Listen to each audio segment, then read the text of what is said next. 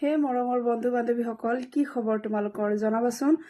আজি বহুত দিনেই মই তোমালোকৰ লগত সময় দিব পৰা নাই। প্ৰায় শনিবাৰৰ পৰাই সময় দিব পৰা নাই, কাৰণ সকলোৱে গমেই পাইছে মই ব্যস্ত আছিলোঁ। আৰু আজিহে ঘৰ আহি পালোঁ।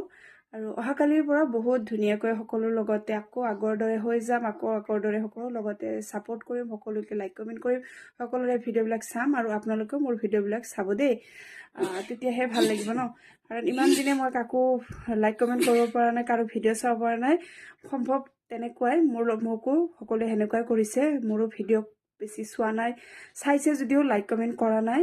এই বস্তুটো মোৰ বহুত বেছিয়ে বেয়া লাগিছে। গতিকে ময়ো কালিৰ পৰা আহি যাম সকলোৰে লগত, আৰু মোৰ লগতো সকলোৱে থাকিব বুলি আশা ৰাখিলোঁ। আৰু বিয়া চিয়া খাই পুৰা অৱস্থা বেয়া।